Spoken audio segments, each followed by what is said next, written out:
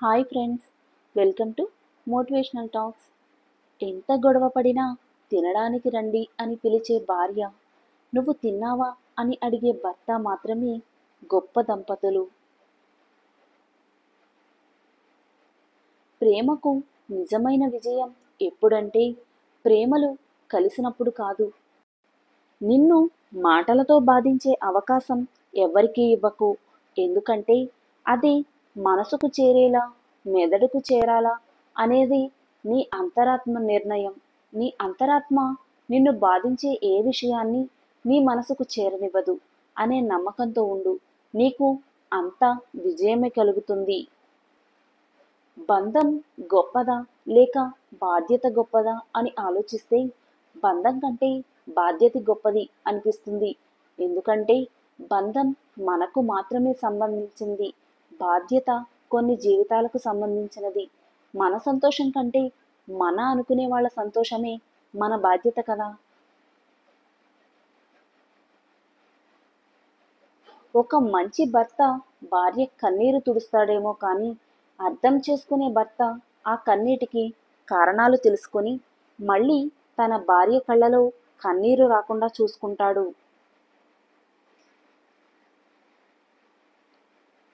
గొడవ జరిగితే కానీ బయటపడవు. అసలు ఎవరి మనసులో ఏముందో చూడడానికి ఏముంది, అందరూ నవ్వుతూ పలకరించేవాళ్లే. అవసరం ఒకరిది అయితే అవకాశం ఇంకొకరిది. ఆ కోపంలోనే మనిషి అసలు వ్యక్తిత్వం బయటపడుతుంది. కోపంలోనే మనసులో ఉన్న నిజమైన భావాలు బయటపడతాయి.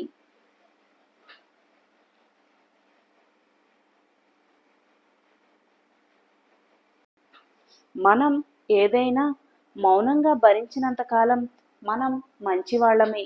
ఎప్పుడైతే భరించలేక ఎందుకు అని ఎదురు ప్రశ్నిస్తామో అప్పుడే మనం ఎంత మంచి చేసినా అన్నీ మర్చిపోయి మరి మనకు ఎక్కడా లేని చెడుతనాన్ని అంటగట్టి మనకే తెలియకుండా మనల్ని ప్రపంచానికి ఇంకోలా పరిచయం చేస్తారు. ఎంత విచిత్రమో కదా ఈ మనుషులు. నువ్వు గెలవాలంటే ఎప్పుడో ఓసారి ఓడాల్సిందే. వేట మొదలుపెట్టే ముందు సింహం కూడా 2 అడుగులు వెనక్కి వేస్తుంది.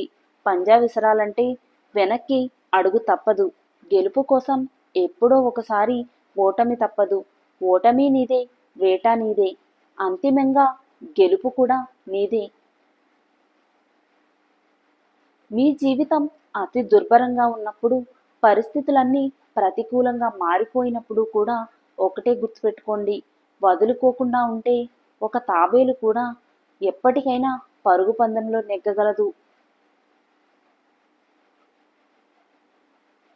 జీవితంలోని అన్ని దశల్లో బాల్యం అత్యుత్తమమైనది. నాకు కష్టం వచ్చినప్పుడల్లా అనిపిస్తుంది, నేను అక్కడే ఆగిపోతే బాగుండు అని. మొక్కను పెంచండి, పర్యావరణాన్ని రక్షించండి, లేకపోతే భవిష్యత్తులో కాలుష్యం కోరలు ఆకాశాన్ని కూడా చీల్చగలవు. నీ జీవితంలో నీకెవరైనా ఏమైనా చేశారా అని నువ్వు ఎప్పుడూ ఆలోచించకు. అలా ఆలోచిస్తే నీకు మిగిలేది దుఃఖమే.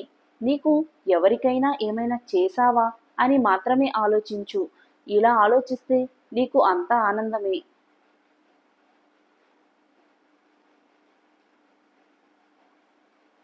ఈ ఒకరోజు ప్రేమ స్నేహాన్ని అడిగిందట.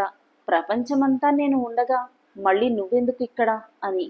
స్నేహం నవ్వుతూ చెప్పిందట, ఎక్కడైతే నువ్వు కన్నీళ్లు మిగులుస్తావో అక్కడ చిరునవ్వులు పూయించడానికి అని. స్నేహం అనే పదం చాలా గొప్పది.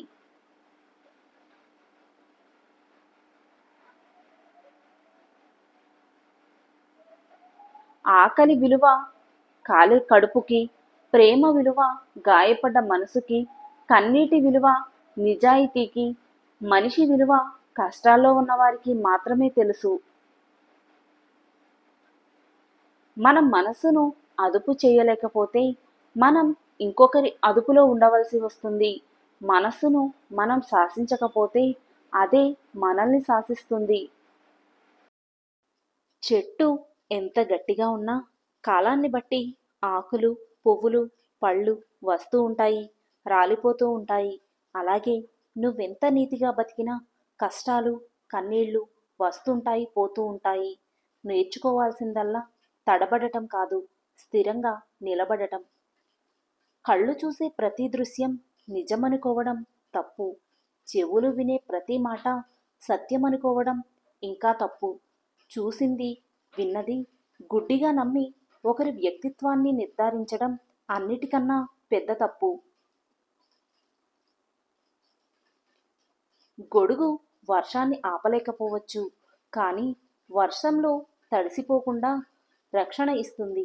అలాగే ఆత్మవిశ్వాసం విజయాన్ని తెచ్చిపెట్టకపోవచ్చు, కానీ విజయ పదంలో ఎదురయ్యే అవరోధాలను అధిగమించగల శక్తిని ఇస్తుంది.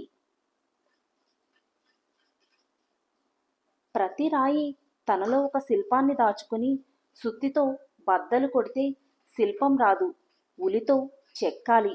అలాగే ప్రతి మనిషిలోనూ ఒక శక్తి ఉంటుంది. బ్రహ్మాండం బద్దలు కొట్టేద్దామన్న ఊహల్లో బతికితే విజయం రాదు. కష్టమనే ఉలితో పట్టుదలగా చెక్కితేనే శిల్పం బయటపడుతుంది.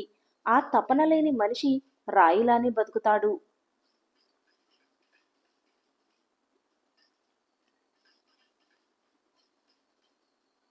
మన లోపల శత్రువు లేనంత వరకు బయటి శత్రువు మనల్ని భయపెట్టలేడు. నీ బలహీనతలు గ్రహిస్తే బలవంతుడివి, లోపాలు గ్రహిస్తే సమర్థుడివి, గుణపాఠం నేర్చుకుంటే వివేకివి.